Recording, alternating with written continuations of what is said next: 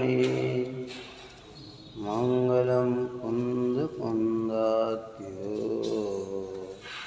जयेन्द्रमस्तु मंगलम। सर्वमंगलमांगल्यं सर्वकल्याणकारकं प्रधानं सर्वधर्माणां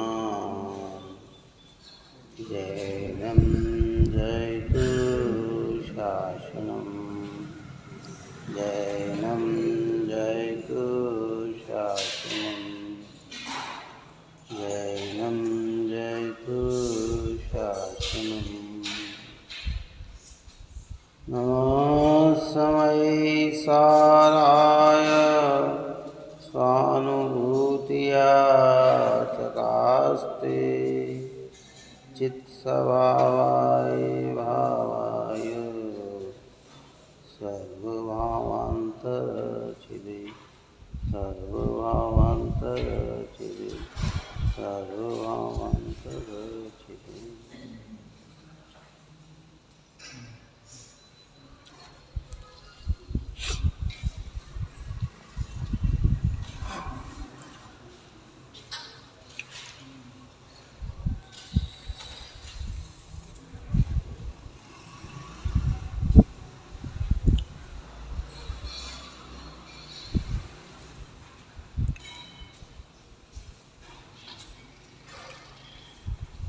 गत अपने 288 पूर्ण हुई।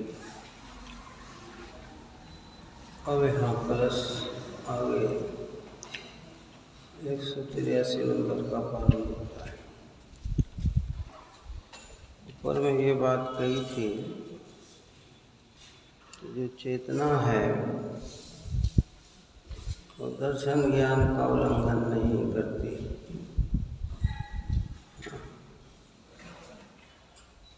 आत्मा चैतन्य मात्र ही है और वह चैतन्य ज्ञाता दृष्टा रूप है ना। ऐसा अनुभव करो कि जानने वाला ही है सो मैं हूँ, देखने वाला ही है सो मैं हूँ।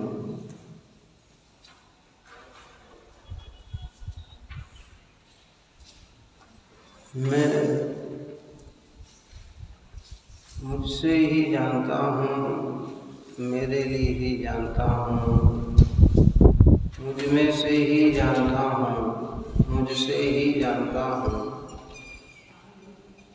ऐसे ही मैं देखता हूँ और फिर कहा कि मैं नहीं देखता, देखने वाले को नहीं देखता। अर्थात विकल्प भी तो कर ज्ञाता दृष्टा रूप अनुभव करो। अब यहाँ 183 नंबर के क्लास में आचार्य अमृतचंद्र देव कहते हैं, देखिए हिंदी।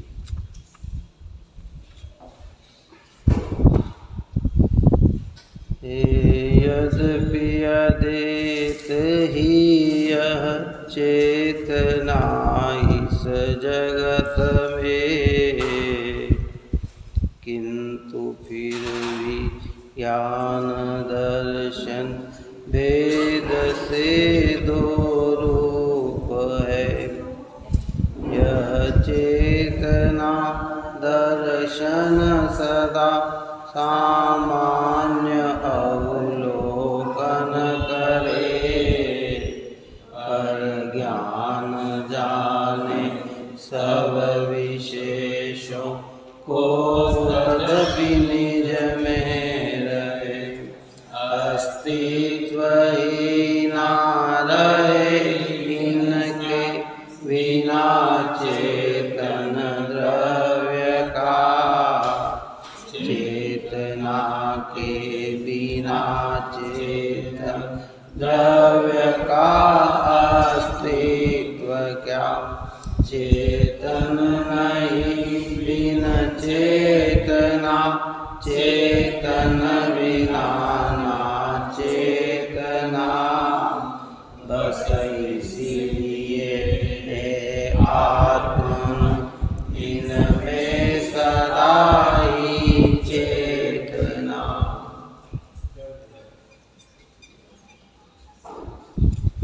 कहते हैं कि यद्यपि अद्वैत ही यह चेतना इस जगत में, किंतु फिर भी ज्ञान दर्शन भेद से दो रूप है। अद्वैत में द्वैत, अभेद में भेद। यद्यपि आत्मा तो अभेद ही है।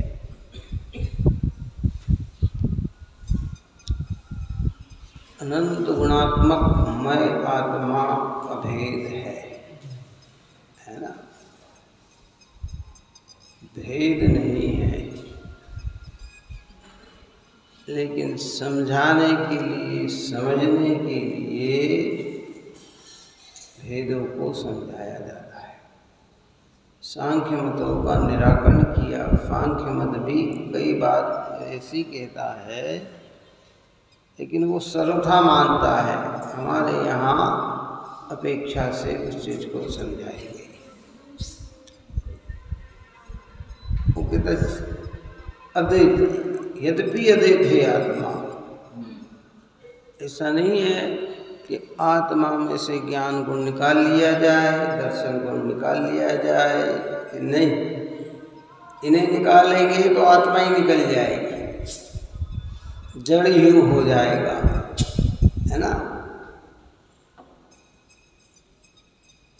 फिर भी, किंतु फिर भी ज्ञान दर्शन भेद से दो रूप है। कल इस विषय में बहुत सारी ऊपर में चर्चा करने की है।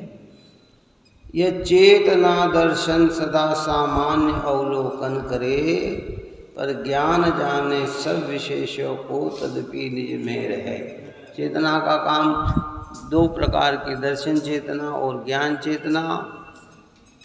दर्शन चेतना सामान्य अवलोकन मात्र है, ज्ञान विशेष रूप है। ज्ञान विशेष होने पर भी अपने निज में ही रहता है ना। ज्ञे को जानते हुए भी ज्ञान ज्ञे रूप नहीं होता, पर में नहीं जाता है। ज्ञान कहाँ रहता है? अपने में ही रहता है।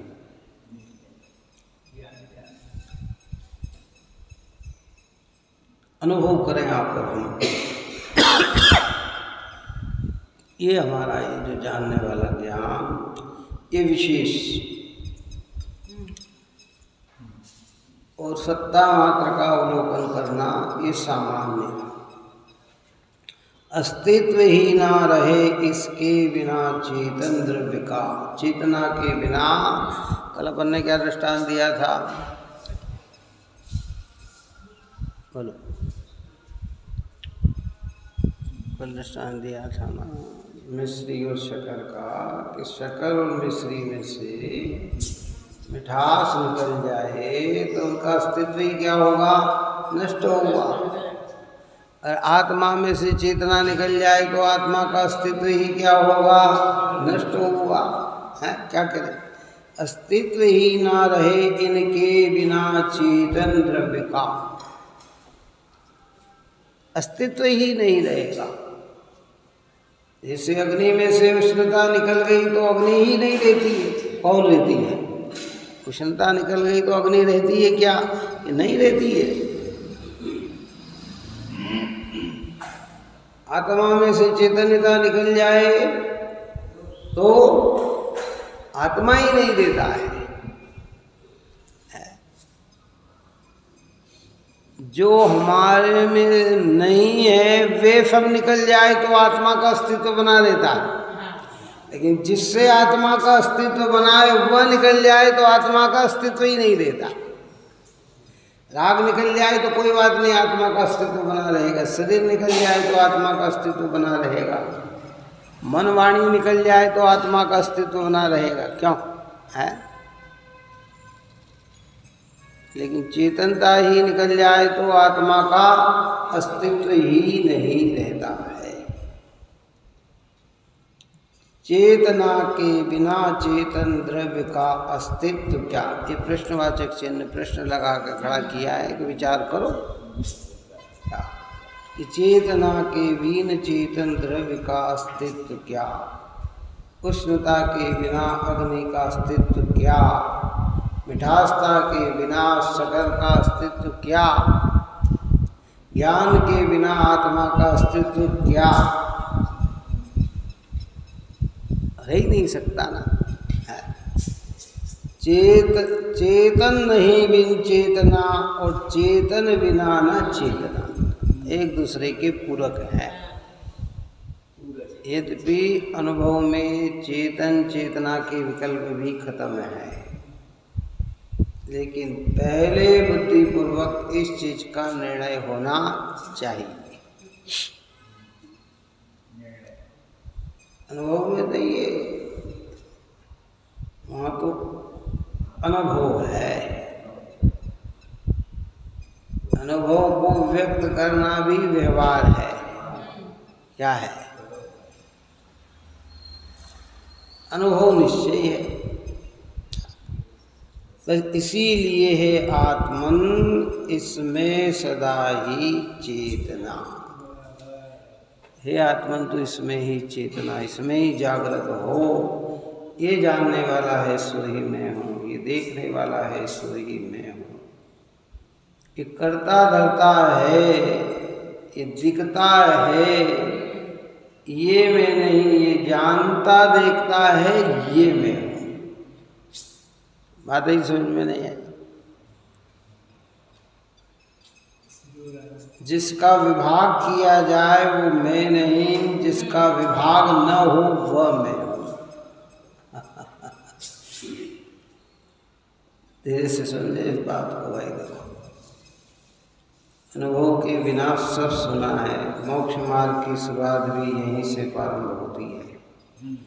सारी दुनिया की जानकारी हो और आत्मा की जानकारी न हो तो उस ज्ञान को भी अज्ञान के खाते में डाला है, और आत्मा की जानकारी हो और सारी दुनिया की जानकारी न हो तो भी वह ज्ञान सम्यक ज्ञान के खाते में है।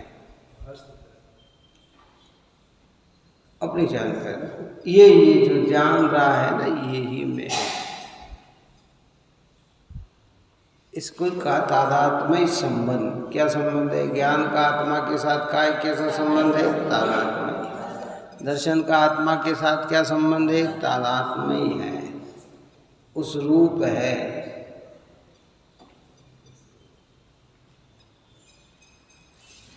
धर्मों में एक तत् है और एक अतत है। आगे आएगी परिशिष्ट में जब चर्चा हम करेंगे।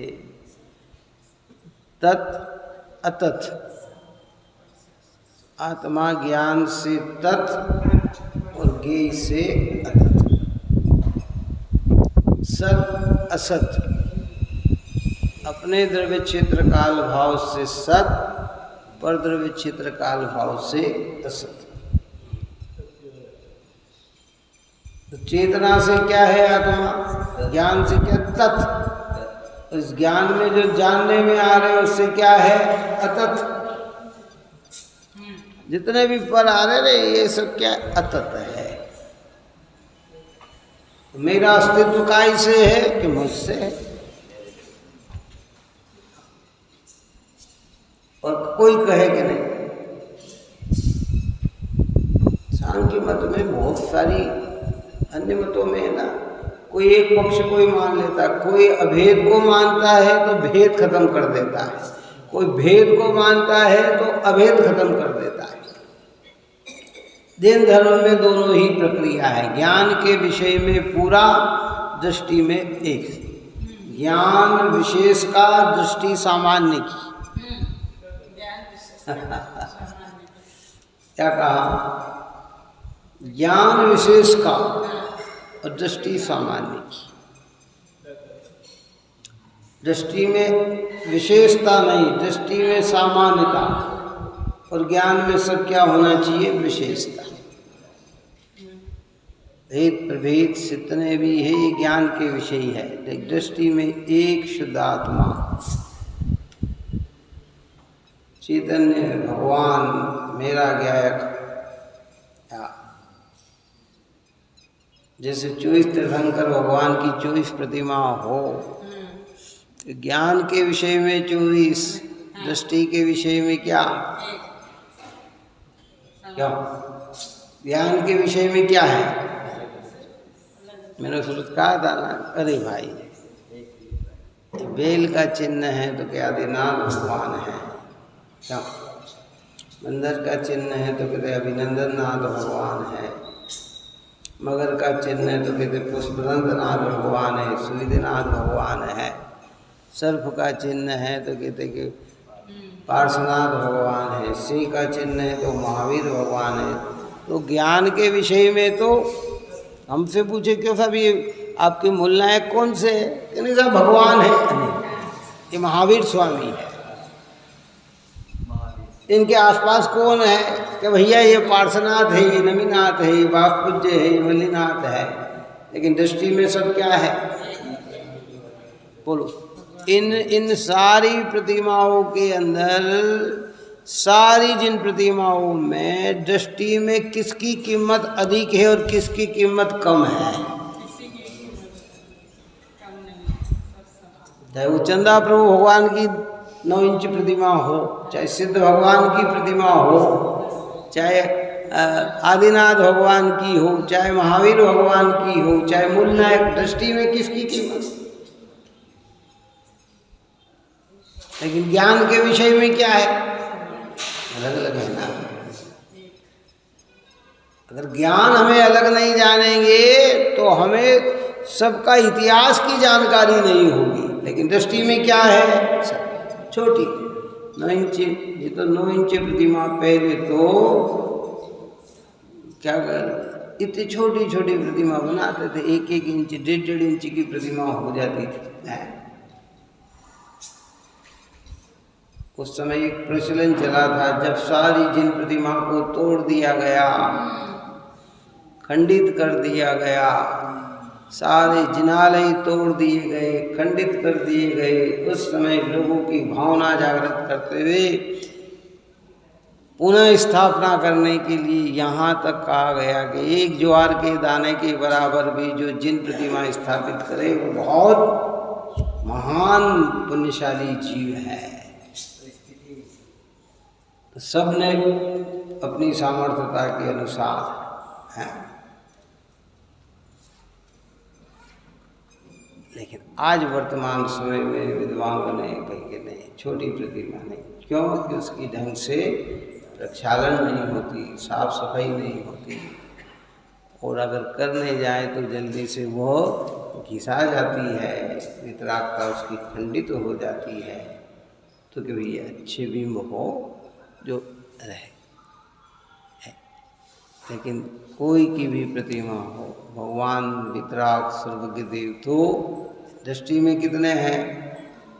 पर इसलिए ऐसा अनुराग नहीं रखना। त्रैलोक्य के कृत्रिम अकृत्रिम चेत चैत्यालय जजो है। तो त्रिलोक में जितने भी कृत्रिम अकृत्रिम चैत्य हो, चैत्यालय हो, चैत्य यानी प्रतिमा, चैत्यालय यानी मंदिर, छोटा मंदिर हो, बड़ा मंदिर हो, छोटी प्रतिमा हो, बड़ी प्रतिमा हो, वो सब हमारे लिए क्या होते हैं? जजु यानी वंदनीय योग्य होते हैं। दृष्टि में भेदता नहीं, ज्ञान में भेदता है। अभी हमने ज्ञान के विषय में पावे नंदीश्वर द्वीप के अंदर तो ज्ञान के सारे भाई, वहाँ प्रतिमा 500 धनुष की, कितनी कैसी प्रतिमा? एक एक मंदिर में 108 प्रतिमा, गगनचुंबी प्रतिमा, इतने विशाल एरिया में फैलती है, इतना बड़ा मंदिर है। अब जहाँ 500 धनुष की प्रतिमा हो, उस मंदिर की लंबाई चौड़ाई कितनी हो सकती है, ये सोचने का विषय है। क्या एक एक मंदिर बड़नगर से बड़ा बड़ा होगा? बात आ रही, समझ में नहीं आ रही है। और 108 प्रतिमा जहाँ विराजमान हो एक एक चैत्यालय में है। लेकिन ये जिन प्रतिमा और वो जिन प्रतिमा, बोलो दृष्टि में क्या है?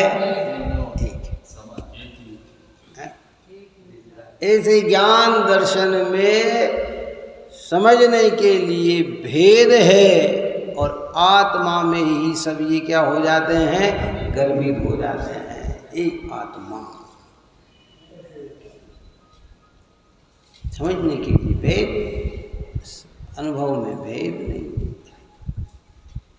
सोचो विचार करो, ऐसा नहीं होगा कि आपने छोटी प्रतिमा के सामने पूजा की तो आपको कम पुण्य बंधेगा और बड़ी प्रतिमा के साथ की तो ज़्यादा पुण्य बंधेगा। ऐसा कुछ भी नहीं है, कल्पना नहीं करना है ऐसी। कई लोग कह रहे हैं साहब हमको तो मूल नायक के सामने ही करना, हमको तो मूल नायक। अरे भैया तू तो आराधना कर, क्या कर। कहीं जाते हैं ना तीर्थ क्षेत्रों में जाते हो, वहाँ लंबी लंबी भीड़ लगी हुई हो कि नहीं हमें तो दर्शन कर लिया, ठीक है, फिर तू एकांत में कहीं भी, वहाँ अगर खाली जगह है तो वहाँ कर लो, नहीं हो तो वहाँ कर लो, है अर्घ चढ़ा लो, मिलना है को। लेकिन जीव की दृष्टि में ऐसी बात चलती है कि अरे यहाँ कहते कि नहीं, ज्ञान के विषय में भेद है, दृष्टि में भेद है, दृष्टि अभेद को स्वीकार करती है।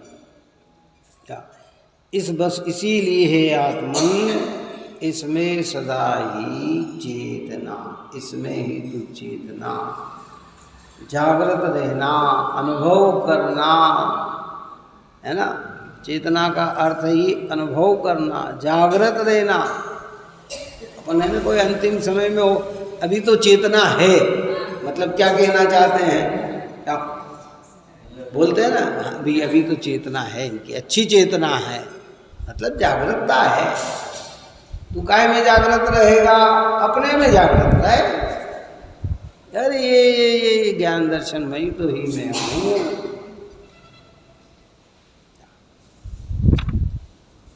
विचार करना चाहिए बात का, घबराना नहीं। जितना समझ सकते हैं भेद प्रवेश से उतना समझना, और अगर वहाँ समझ में न आए तो अभेद को स्वीकार कर लेना। है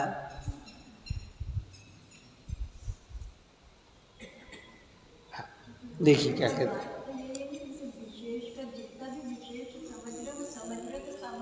हाँ, समझना, पर किसके लिए समझना, मूल के लिए समझना, बस इतनी सी बात है। ज्ञान फालतू समय में ज्ञान का उपयोग नहीं करेंगे तो ये ज्ञान न जाने कहाँ दौड़ लगाएगा, क्या है ना। सामान्य में ज़्यादा समय तक उपयोग टिक नहीं सकता, मुनिराजों का नहीं टिक सकता, गणधरों का नहीं टिक सकता, कितना है, और टिक जाए तो गणधर देव केवल ज्ञान को प्राप्त हो जाए, क्या समझ में आए, है ना। एक मुहूर्त से ज़्यादा तो उपयोग उनका भी नहीं टिकता, और जहाँ टिका के केवल ज्ञान, तो फिर उसमें जितना भी समझो, तुम्हारी प्रवृत्ति है, समझे जितना जितना समझे। मूल को भूल कर विशेष समझेंगे तो तकलीफ, और विशेष समझकर विशेष में उलझ जाएंगे और मूल को न समझेंगे तो तकलीफ, और मूल समझकर विशेष को समझेंगे तो बहुत बढ़िया लाभ ही लाभ है। हाँ, बहुत सारी चीज़। आप भगवान के वितराग सर्वज्ञता को जान ले और फिर मंदिर के सारे उपकरण आदि सबको जाने तो कोई बात नहीं, लेकिन वितराग सर्वज्ञता को, और वहाँ गए थे साहब, वहाँ का वो बहुत अच्छा था, वो अच्छा था, वो बढ़िया था, वो अच्छा था, प्रतिमा इतनी बड़ी थी, ये, पर भगवान का स्वरूप कुछ भी ख्याल में नहीं, तो तुम्हें क्या मिला। और स्वरूप समझकर विशेष भी जान लिया, ठीक है, बहुत बढ़िया है। काय के लिए समझ रहे हैं, अपने में चेतने के लिए ये समझ रहे, जागृत होने के लिए समझ रहे है ना। छोटी जिन प्रतिमा हो, मध्यम प्रतिमा हो, उत्कृष्ट प्रतिमा हो, दृष्टि में नहीं, ज्ञान के विषय में है। ज्ञान का विषय सब अपनी जगह है।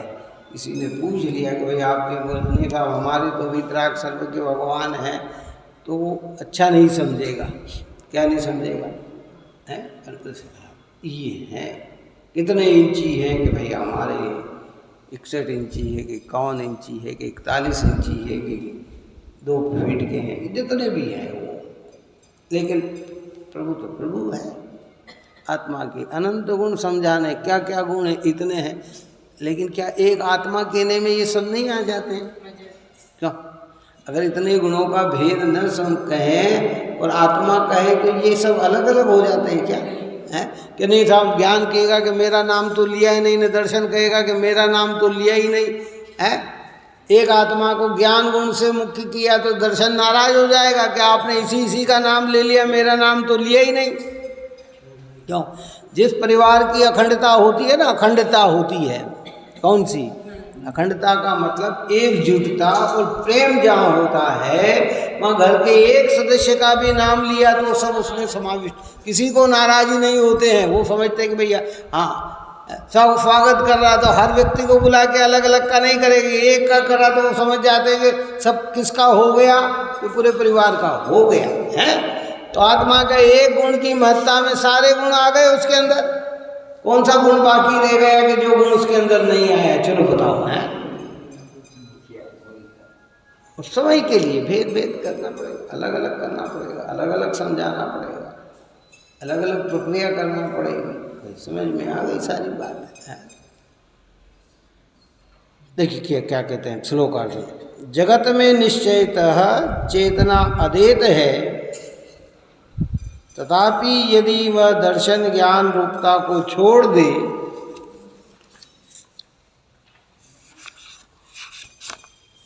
तो सामान्य विशेष रूप के अभाव से वह चेतना अपने अस्तित्व को ही छोड़ देगी, और इस प्रकार चेतना अपने अस्तित्व को छोड़ने पर चेतन के जड़त्व आ जाएगा, अर्थात आत्मा जड़ हो जाएगा, और व्यापक चेतना के बिना व्याप्य जो आत्मा वह नष्ट हो जाएगा।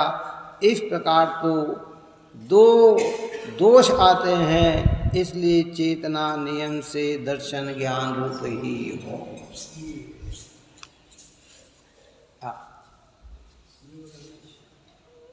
दर्शन ज्ञान रूपी हो, अपने अस्तित्व को ही छोड़ देगी। और इस प्रकार चेतना अपने अस्तित्व को छोड़ने पर चेतन के जड़त्व आ जाएगा। क्या आ जाएगा? है ना, समझने की बात है। शक्कर में से मिठास निकल गई तो क्या हो गया? शक्कर ही नहीं रही ना।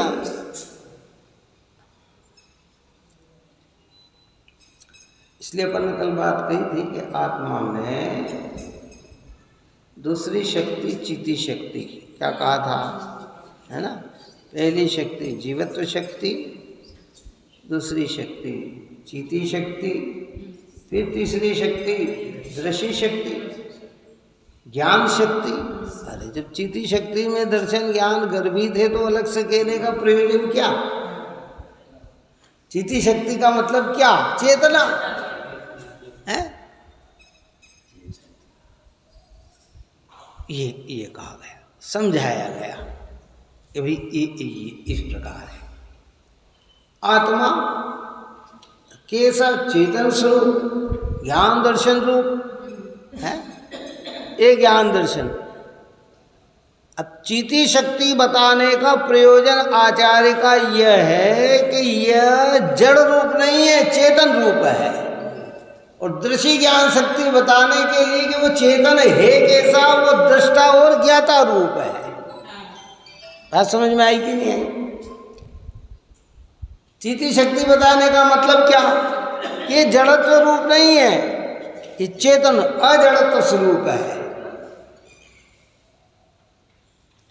और ये अजड़त्व होने पर कैसा है कि दृश्य और ज्ञान स्वरूप है। और ये दर्शन ज्ञान निकल जाए तो चिति ही नहीं रहे, चैतन्य ही नहीं रहे। और चैतन्य नहीं रहे तो क्या होगा? जड़ हो जाएगा। भाई आत्मा में से चेतन निकल जाए तो क्या होगा? जड़ ही हो जाएगा ना, तो कभी नहीं निकलता। हाँ, ज्ञान की कमी हो सकती है, दर्शन की कमी हो सकती है, जिसकी अपन ने चर्चा की कि अक्षर के अनंत विभाग पर ज्ञान चला जाए, लेकिन ज्ञान रहित आत्मा कभी नहीं होगा। और विकास करे तो इतना विकास हो जाए इसका, अज्ञानी का हो, ज्ञानी का विकास तो पूर्ण केवल ज्ञान रूप हो जाएगा, लेकिन अज्ञानी विकास करे तो इतना कर लेता है, सूक्ष्म ज्ञान में 11-9 गुरु तक का विकास उसकी परिणति में हो जाता है।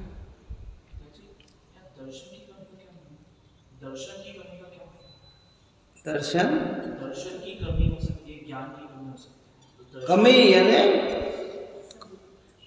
उघाड़ और कम उघाड़। क्या मतलब? जैसे अभी हमारे ज्ञान का उघाड़ है, अब चींटी में वो उघाड़ नहीं है। चींटी में जितना ज्ञान का उघाड़ है वो वृक्ष में नहीं है, एकेंद्री में नहीं है। क्या समझ में आया? नहीं है, उसका इतना उघाड़ नहीं है। चींटी 3 इंद्रिय है, तो वो रसना और घ्राण जितना उघाड़ है उसका कितना है, और वृक्ष एकेंद्रीय है तो उसका कितना उघाड़ है, एकेंद्रीय जितना ही उघाड़ है। हमारा उघाड़ कितना, हम पंचेंद्रीय संगी है तो 5 इंद्रियों और मन जितना उघाड़ है हमारा, और इसमें और विशेषता करें तो और उघाड़ है हमारा। कोतरा छोटा सा बच्चा हो, कितना, 1 महीने का, इंद्रिया कितनी है उसकी पूरी, 5 है ना उसकी है। आपने शक्कर खाई, उसने उसके भी मुंह में शक्कर रखी, मिठास में क्या है, उघाड़ है ना। वो व्यक्त नहीं कर सकता, वो बात अलग है, लेकिन इतना सूक्ष्म तो है ना उसका कि मीठा मिठाई चीज नजर आएगा, उसको दूसरी चीज नजर नहीं आए, भले वो ये मीठा है ये भी नहीं कह पाता हो, इतनी उघाड़ है। इंद्री के माध्यम से उघाड़ है ना उसके पास है।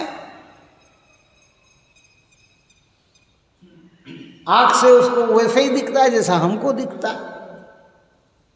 ठीक हो तो हो, आप इंद्रियों में कमी हो, बीमारी हो, विषय अलग है, लेकिन उघाड़ इतना, एक इंद्री को एक इंद्री बना जितना उघाड़ है। अब उसको स्पर्श ठंडा गरम हल्का भारी रूखा चिकना कठोर नरम बस इतना ही कर सकता है, इससे ज़्यादा कुछ नहीं कर सकता है। वो सोचे कि मैं इसका रूप देख लूँ तो नहीं है, सुगंध सूंघ लूँ तो नहीं है, उसका उघाड़ तो नहीं, इतना सूक्ष्म है उसके पास। और निगोद में तो इससे भी ज़्यादा कम हो जाता है, क्योंकि वहाँ शरीर एक होते हैं और आत्मा कितनी होती है, अनंत हो जाती है। ये प्रत्येक वनस्पति काय में ऐसा है, 2 इंद्रिय इतना, 4 इंद्रिय के 4 इंद्रिय जितना है ना। पंचेंद्रिय संगी के पंचेंद्रिय। अब असंगी पंचेंद्रिय असंगी जीव हो तो वो आँखों से, आप कान से शब्द भी सुन सकता है, आँखों से देख भी सकता है, लेकिन वो विचार नहीं कर सकता ये हितकारी है कि हितकारी है, मेरे लिए नुकसानदायक है कि फायदादायक है, इतना विचार उसके अंदर नहीं आता। आप और हमारे क्या विचार आता है? क्यों? अभी बहुत ठंड पड़ रही है, एकदम ठंडा ठंडा मौसम होगा, चलो भैया घर चलो, सर्दी हो जाएगी है, बुखार आ जाएगी है, पानी, अरे पानी में भीग जाएंगे, तो ये इतना विचार आता है ना, उसके इतना विचार नहीं है इतना। अब इसमें सूक्ष्म और बढ़ जाता है, और इसी पर्याय में किसी का सूक्ष्म इतना कमजोर भी हो जाता है, विस्मृति भी हो जाती है क्या। इसलिए अक्षर के अनंत विभाग, लेकिन ज्ञान गुण का कहीं भी अभाव नहीं है। अगर ज्ञान गुण का अभाव हो जाए तो चेतन से क्या हो जाए, हम जड़त्व हो जाए, जड़त्व। इसलिए कहीं नहीं भटकना। टोडरमल साहब की भाषा में भी अपन ने परसों कहा था, फिर आज सुन लें कि आत्मा को खोजने के लिए नहीं भटकना, ये जानने वाला है यही आत्मा है। मैंने पहले, बहुत पहले एक बात कही थी कि अब सुख के लिए भी नहीं भटकना। सुख कहाँ है ये भी आप और हमें खबर लग गई निर्वाणी।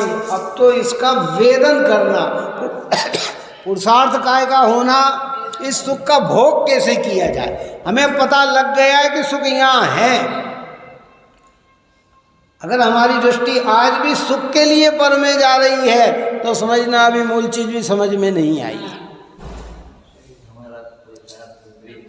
बात समझ, सुख कैसे भोगा जाए समझ तो आ गए, हमें मालूम पड़ गई कि इस दुकान पे ये चीज मिलती है, तो अब दुनिया की सारी चीज को हमने गौण कर दिया। अब अगर वो चीज प्राप्त करना है तो प्रश्न ये है कि वहां पहुंचा कैसे जाए, वो चीज लाई कैसे जाए, इसमें पुरुषार्थ खर्च करना। कि नहीं, हमें पता है कि ये चीज यहाँ भी है और फिर भी हम ढूंढ रहे हैं, इधर उधर ढूंढ रहे हैं, तो भैया तुझे भी जानकारी ही नहीं है। बात समझ में आएगी नहीं? इसलिए सुख को खोजना नहीं, सुख को भोगना है। ज्ञान पता लग गया, आत्मा को खोजना नहीं, आत्मा समझ में आ गई। जिनवाणी माता ने हमें समझा दी, ज्ञानियों के उपदेश से, धर्मात्माओं के उपदेश से, तीर्थंकर की परंपरा से, गणधर की परंपरा से, आचार्य भगवंत की परंपरा से ये बात समझ में आ गई कि जानने वाला, देखने वाला यही आत्मा है। तो अब आत्मा को कहाँ खोजे भाई? बोलो कहाँ खोजे और कहाँ मिल जाएगा आत्मा? हम सोचते हैं कि फलानी जगह चले जाएं तो वहाँ आत्मा समझ में आ जाएगी। भैया आत्मा तो आत्मा से और आत्मा में और आत्मा के लिए ही समझ में आएगी। तुम्हें तो क्या करना है कि उसकी स्वीकृति देना है कि बस उसमें स्थिरता का प्रयत्न करना है। सुख को कहाँ, इसलिए पर देखो मिथ्यात्व का एक कारण बताया था कि पर में सुख मानना ही मिथ्यात्वपना है। अगर इतना सा भी हमें पर में सुख दिख रहा है ना तो मिथ्यात्व का ही अंश है। और जिसे सर्वस्व सुख अपने में ही दिखता है वही मिथ्यात्व का अभाव है। पर में सुख मानना मिथ्या दर्शन, पर में सुख जानना मिथ्या ज्ञान, पर में सुख मानकर आचरण करना सो मिथ्या चारित्र है। ये कर लेंगे तो ये कर लेंगे तो ऐसा। राग की पूर्ति के लिए कार्य किए जाते हैं वो अलग बात है, पर उसमें सुख मिल जाएगा ऐसा वस्तु का स्वरूप नहीं है। काय के लिए बात समझ में आएगी? जगत के जितने भी आप और हम कार्य कर रहे हैं काय की पूर्ति के लिए कर रहे हैं, राग की पूर्ति के लिए कर रहे हैं। लेकिन इसमें से सुख निकल आएगा नहीं निकल के आएगा, और लग रहा है कि निकल के आएगा, तो यही तो अज्ञान है। इसी का नाम तो मिथ्या दर्शन है, इसी की पुरुषार्थ का नाम तो मिथ्या चारित्र है। और ऐसे ही दृष्टि हटाकर क्रियाएं होना अलग है, पर क्रिया में से सुख निकल के आएगा ये मान्यता मिथ्यात्व की है। आगम का अभ्यास होना अलग है, लेकिन इसमें से सुख निकल के आएगा ये मान्यता मिथ्यात्व की है। इसकी अनुभव में ये जिसे बताती है वहाँ दृष्टि ले जाने पे सुख उत्पन्न होगा। खाली ज्ञान एकाग्र करने पर कहीं भी सुख की प्राप्ति होने वाली नहीं है। तो कितना निर्भर हो गए हम, कहाँ खोजना, कहाँ अपने में, अपने जिसकी तुझे तलाश थी बस वो तेरे पास है। बहुत गजब की बात है भाई। करने में जो मिठास, पुष्पों में श्वास है, निज आत्मा में ही तेरे परमात्मा वास है। कह रहे भाई कहाँ, जिस प्रकार गरने के अंदर मिठासपन पड़ा हुआ है, पुष्प के अंदर सुगंधता पड़ी हुई है, ऐसे चैतन्य में ही तेरा परमात्मा बसा हुआ है। तो कहाँ दृष्टि डाल कि अपने भीतर दृष्टि डाल। और एक भेद प्रभेद करके समझा दिए। जिन जिन से हम अलग हो सकते हैं उनका विषय बता दिया कि तुम काय से अलग हो। देखो इस पर्याय में भी हम किस किस से भिन्न हो सकते हैं, चलो विचार करो। अभी सम्यक विचार नहीं करो, लौकिक विचार करो। इस पर्याय में हम किस किस से भिन्न हो सकते हैं। सम्यक विचार नहीं कहा, लौकिक विचार करो। ज्ञान है ना हमारे पास, हम विचार करो हम किस किस से अलग हो सकते हैं। स्थूलता में चलो, अपने दादाजी को विचार करो, दादाजी के दादाजी का विचार करो, है नाना नानी का विचार करो, सब अलग हो गए ना, गए ना।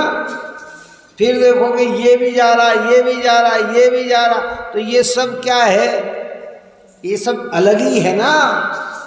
फिर आगे आओ, इंद्रिय मन शरीर वाणी में चले आओ, ये भी यहीं रह जाएंगे, ये भी मुझसे भिन्न है।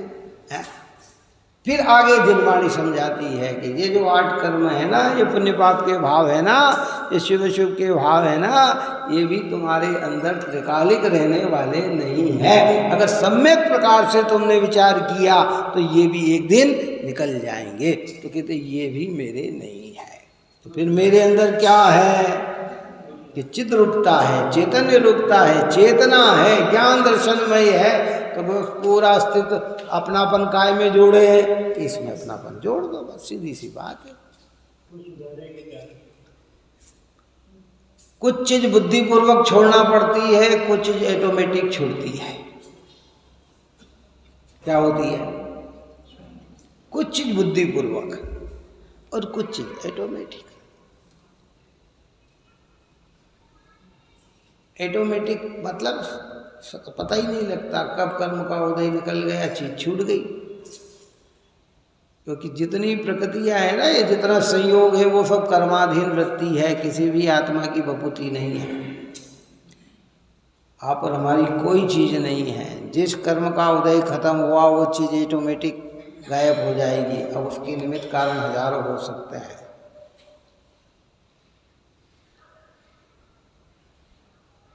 और कुछ कौन ये राग देश मोह के परिणाम को बुद्धिपूर्वक आत्मा को समझते हुए इसको कमजोर करना। अरे नहीं, ये मेरा स्वरूप नहीं, मेरा स्वरूप तो चैतन्य है, मेरा स्वरूप तो चैतन्य है, मेरा स्वरूप तो चैतन्य है।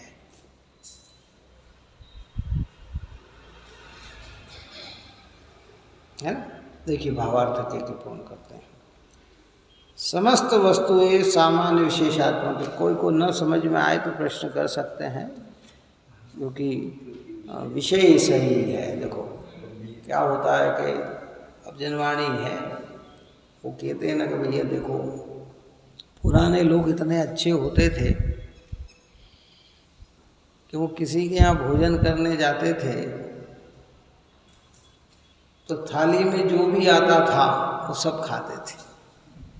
आज वर्तमान में ये चीज हो गई कि अच्छी अच्छी चीज खा लेते हैं, बाकी चीज को जनवाड़ी में तो सभी चीज अच्छी है। बात समझ में आई कि नहीं आई? ये थाली ऐसी परोसी है आचार्य भगवंत ने कि इसमें सारी चीजें अच्छी है। कौन सी चीजें अच्छी हैं? लेकिन फिर भी अब हम इसमें व्यक्तिगत है। सबसे बड़ा नुकसान वर्तमान समय में जो 25 साल 30 साल में हुआ है, विषय से विषयांतर जा रहे हैं, ये सारी भेदता जो आई ये बफेट भोजन के अंदर से आई। काय में से आज बच्चों को बफेट सिखाते हैं, पसंद हो वही खाना। घर में भी 10 चीज पड़ी है, उसको पसंद होगा वही खाएगा, दूसरी चीज नहीं खाएगा। क्यों नहीं खाएगा? क्योंकि उसने संस्कार कहाँ के ले लिए हैं। पुराने समय में नहीं, जो चीज बनी आती सब खाते थे। कैसे कहते थे? पुरस्कारी में भी सब चीज रख देते। और पहले मालूम आपको, हमने तो जीवन देखा, बच्चों ने देखा है मैंने, पहले पंगत लग जाती, सबकी थाली में आ जाने के बाद शुरुआत होती थी। कहाँ से होती थी? आज लोगों ने ऐसा माहौल बना दिया कि इधर थाली में ही नहीं है और इधर खाना चालू हो गया। बात समझ में आई कि नहीं? ये बफेट ने सिखाया ये सब चीज का। किसने सिखा दी ये सारी चीजें? सेल्फिश हो गए हम, दूसरे का ध्यान ही नहीं रख पाते हैं। पहले कहते नहीं भैया इनके इसमें नहीं आई, भले 2 मिनट इंतजार करना पड़े, वो लाता लाता अगर 4 के पास आ गए, 6 के पास आ गए, 2 के पास नहीं आई तो वो 2 दिन इंतजार करते कि नहीं पुरस्कारी पूरी हो जाए उसके बाद चालू करेंगे।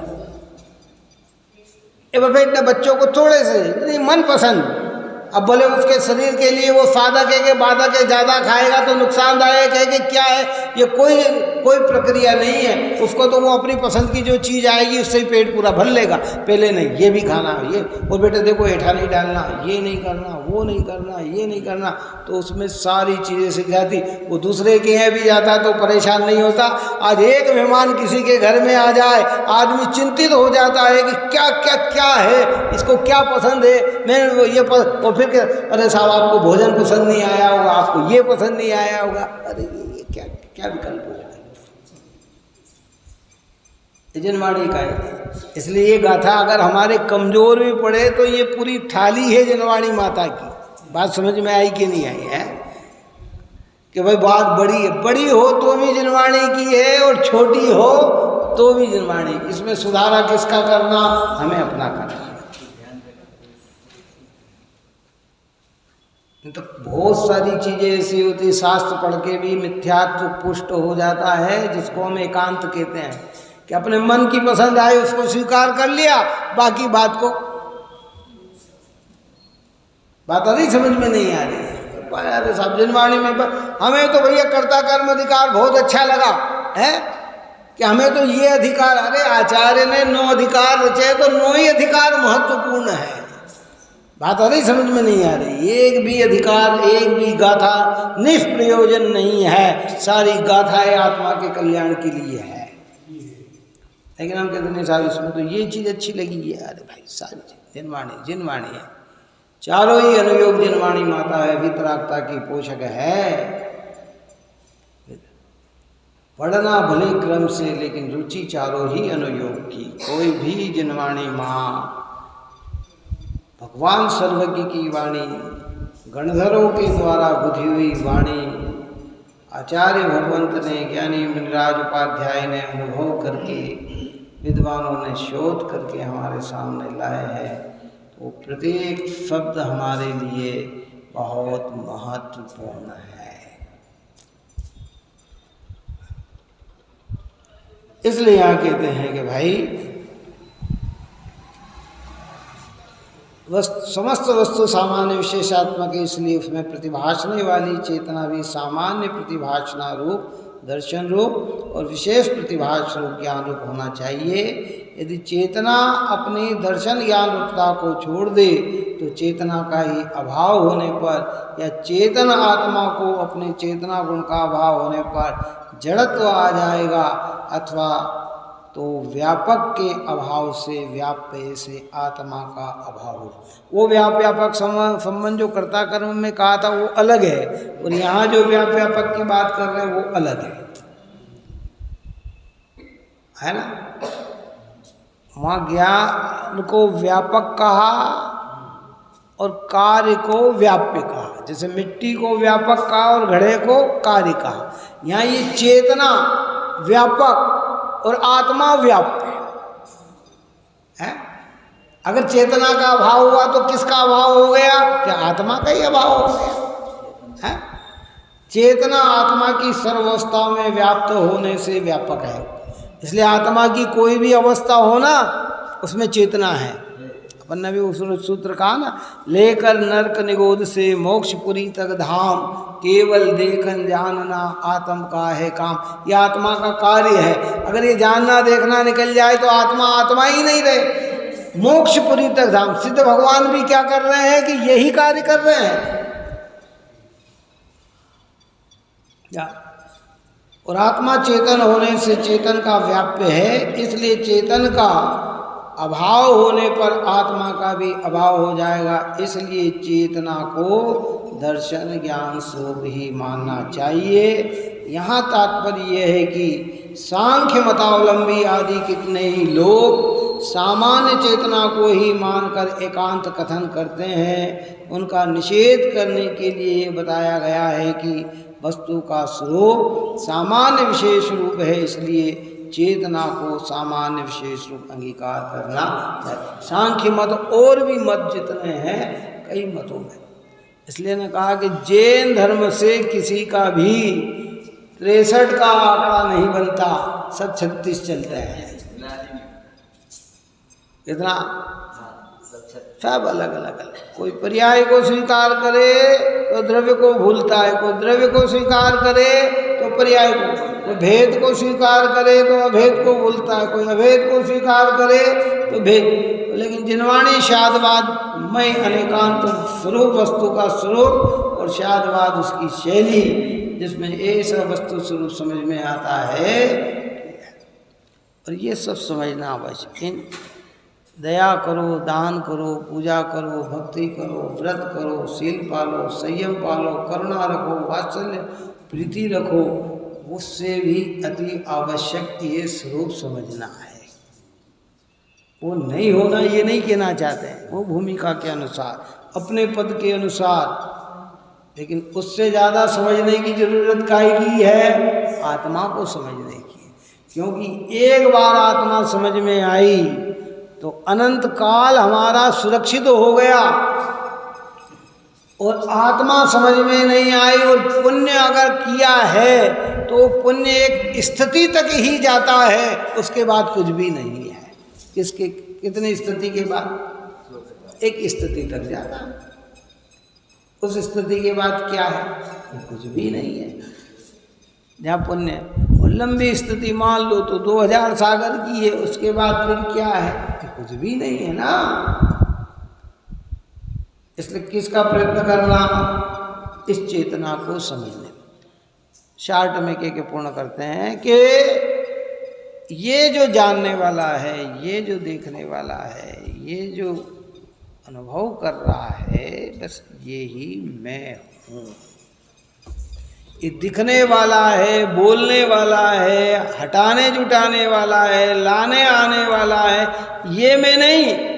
ये जानने वाला है, ये मैं हूँ। और ये आत्मा से अभिन्न है। अगर ये निकल जाए तो आत्मा ही क्या होगी, है ना। ये जो हम मोतीचूर के लड्डू बनाते हैं ना, तो भगवान को समर्पित करते हैं, उसकी भावना जो बनाई गई कि एक एक गुण को चुन चुन कर ये संपूर्ण बन गया है, ऐसे वो पर्याय की अपेक्षा से बात है। लेकिन वास्तविकता में भी यह है कि जैसे उसमें से एक एक चुन के तो बनाया, लेकिन उसमें से फिर बिखराव भी हो सकता है। क्या हो सकता है? वो खंडित भी हो सकता है। लेकिन आत्मा के गुण ऐसे नहीं होते हैं या हो गए और फिर उसमें से बिखराव हो जाए, कि बिखराव नहीं होना। अब तो वो कैसे हो गए? भेदपने से अखंड हो गए। पर्याय में भी सिद्ध भगवान की पूर्णता प्रकट हो गई, आत्मा के संपूर्ण गुणों का विकास हो गया, निर्मलता प्रकट हो गई। अब वो कभी भी कम रूप में नहीं परिवर्तित होंगे। इसलिए उसका निषेध तो हम व्यवहारिक दृष्टि से करते हैं कि भाई भगवान को कोई चीज़, ऐसी चीज़ समर्पित करें कि जो चीज़ के पीछे लक्ष्य पूरा हो। अन्न से बनी हुई चीज़, क्योंकि हमारे भगवान ने तो क्षुधा रोग नष्ट कर दिया है। क्या क्या नष्ट कर दिया? अन्य के भगवान में क्षुधा है, इनके अंदर इतने बात है ना। वो तो भोग चढ़ाते हैं, भगवान तृप्त करते हैं। हमारे प्रभु तो क्या हो गए? क्यों? क्षुधाधारी की पूजा नहीं होती भगवान पने से। क्षुधा नष्ट किया अरिहंत अवस्था में तो ही तो पूजा हुई है। काय की पूजा हुई? क्या है? क्षुधा मिटी है, सुधा पूरी प्रकट हो गई है। क्या कहा? अरिहंत को क्या मिट गई? क्षुधा। और सुधा अमृत पूरा प्रकट हो गया, पूर्ण आनंद प्रकट हो गया है, पूर्ण ज्ञान का भोग कर रहा है। इसलिए बहुत सारी प्रक्रिया है। देखो, समझें इन बातों को। जितनी समझ में आए उतना ग्रहण करो, न समझ में आए तो चिंतन का विषय बनाओ और अपनी परिणति में सुधारा लाएं। इस पवित्र कार्य में आप और हम लगे, यही मंगल भावना। सहिजानंदे शुद्ध स्वरूपी अविनाशी आत्मस्वरूप। सहिजानंदे शुद्ध स्वरूपी अविनाशी आत्मस्वरूप। सहिजानंदे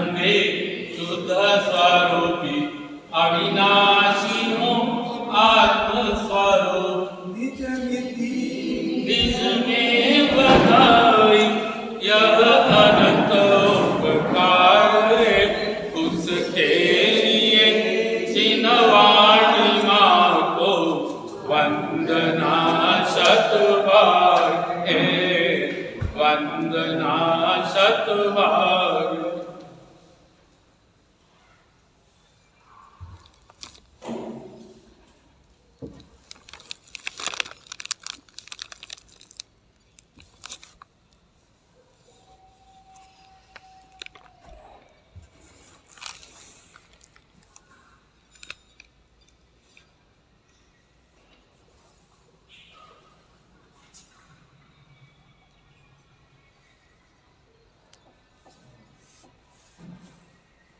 जवानी के ज्ञान से सूझे